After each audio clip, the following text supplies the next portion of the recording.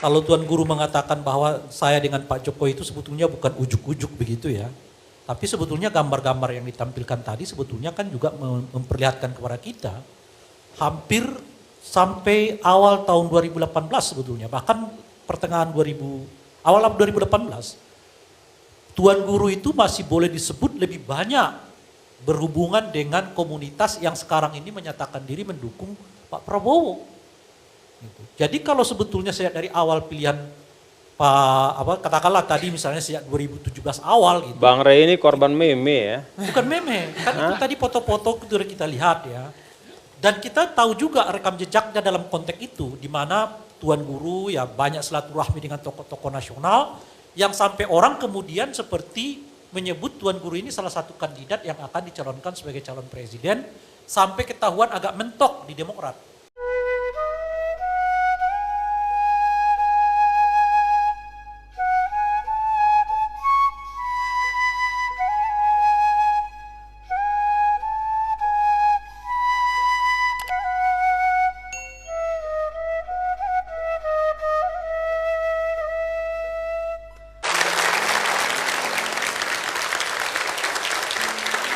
Jelang pemilu presiden ini ramai dibicarakan kemana arah ulama. Apakah betul ada perpecahan di tubuh ulama gitu. Termasuk juga yang ada teman segengnya nih Tuan Guru seperti A. Ajim, kemudian Ustadz Abdul Somad. Benar nggak sih katanya itu memang beda keyakinan politik, berbeda pilihan?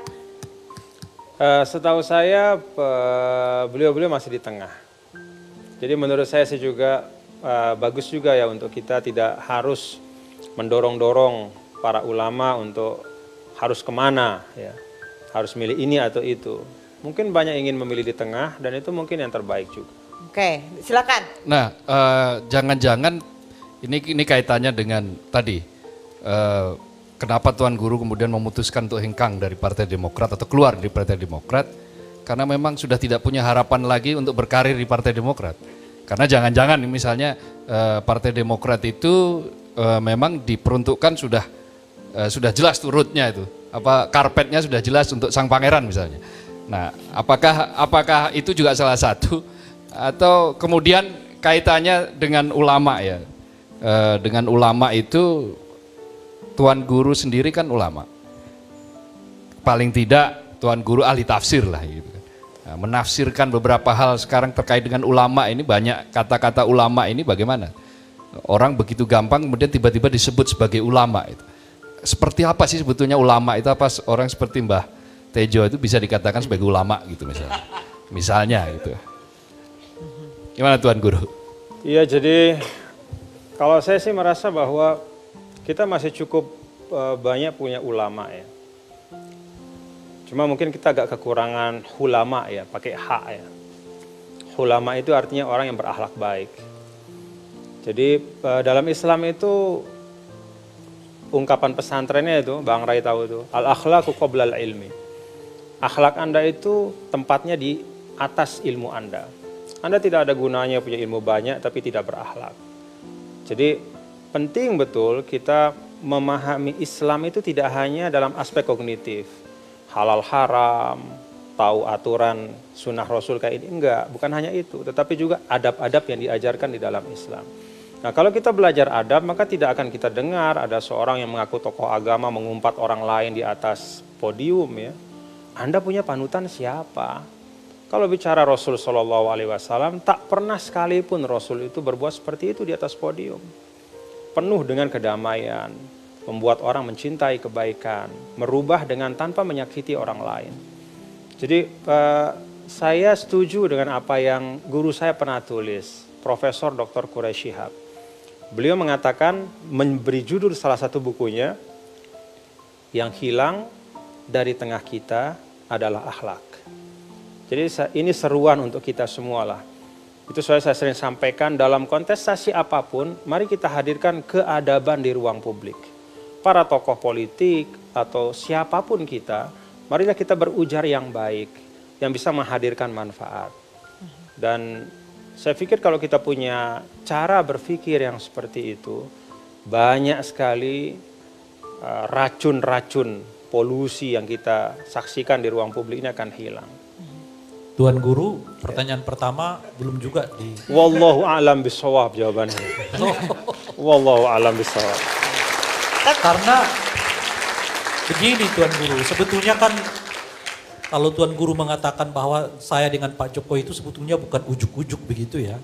Tapi sebetulnya gambar-gambar yang ditampilkan tadi sebetulnya kan juga memperlihatkan kepada kita hampir sampai awal tahun 2018 sebetulnya. Bahkan pertengahan awal 2018, Tuan Guru itu masih boleh disebut lebih banyak berhubungan dengan komunitas yang sekarang ini menyatakan diri mendukung Pak Prabowo. Gitu. Jadi kalau sebetulnya sejak dari awal pilihan katakanlah tadi misalnya sejak 2017 awal gitu. Bang Rey ini korban meme ya. Bukan meme, kan itu tadi foto-foto itu kita lihat ya. Dan kita tahu juga rekam jejaknya dalam konteks itu, di mana Tuan Guru ya banyak silaturahmi dengan tokoh-tokoh nasional, yang sampai orang kemudian seperti menyebut Tuan Guru ini salah satu kandidat yang akan dicalonkan sebagai calon presiden, sampai ketahuan agak mentok di Demokrat. Karena Demokrat sama sekali tidak pernah. Bahkan di Padang pertemuan Hari Pers Nasional yang itu, ada baliho gede, gambarnya Tuan Guru. Sampai kemudian itu. Jadi pertanyaan kita relevan. Apakah salah satu faktor Tuan Mbah ini Guru memprovokasi, dari partai yang Mbah. sebelumnya, Ya. karena memang merasa masa depan politik di partai ini nggak ada lagi. Jadi bukan semata-mata karena berhubungan dengan memilih Pak Jokowi. Karena banyak orang yang memilih kepada Pak Jokowi berbeda dengan partainya dan menyatakan Oke, tidak keluar. langsung saya dikonfirmasi, betul Tuan Guru merasa mentok gitu waktu itu di Partai Demokrat? Enggak juga lah. Kalau kita bicara kiprah politik itu kan luas sekali ya Bang Rey. Bisa di legislatif, bisa di eksekutif ya. Dan menurut saya kita tidak pernah bisa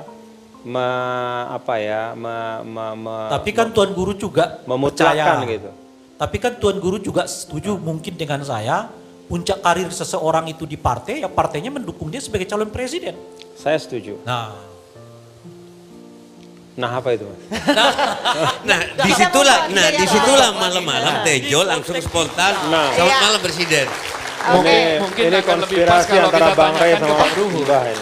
Nah, mungkin kalau kita bahas, tadi kita masih bahas soal ulama. Istimewa ulama sudah menyatakan dukungan untuk pasangan Prabowo Sandi. Tapi kalau menurut Tuan Guru sendiri sebaiknya memang ulama itu di tengah begitu untuk menengahi ini. Nah, kalau Tuan Guru sendiri melihat ulama yang mendeklarasikan dukungan ini seperti apa? Tapi juga Ma'ruf Amin di sini juga sudah menyatakan bahwa ada ulama yang mendukung Saya koreksi Jokowi. Mbak Andini ya, saya tidak mengatakan bahwa ulama itu harus di tengah. Saya mengatakan bahwa kalau ada para ulama yang ingin tetap di tengah, maka biarlah dia di tengah. Tidak perlu ditarik-tarik atau dipersepsikan harus ke sana, harus ke sini.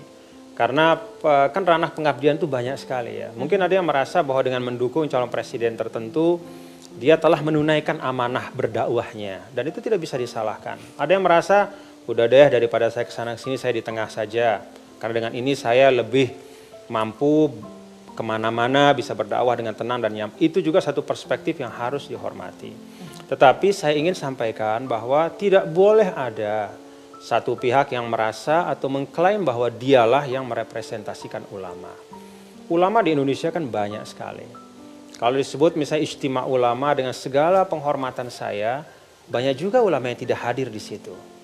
Apakah yang hadir telah membawa mandat dari yang tidak hadir? Apakah yang hadir telah mewakili, merepresentasi kekuatan Islam kultural mayoritas di Indonesia misalnya?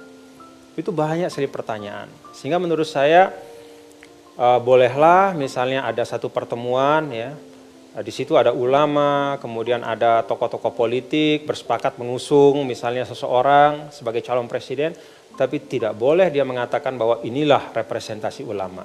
Sebentar dulu, masih banyak ulama lain yang mungkin berbeda pandangan dengan itu. Baik, oke.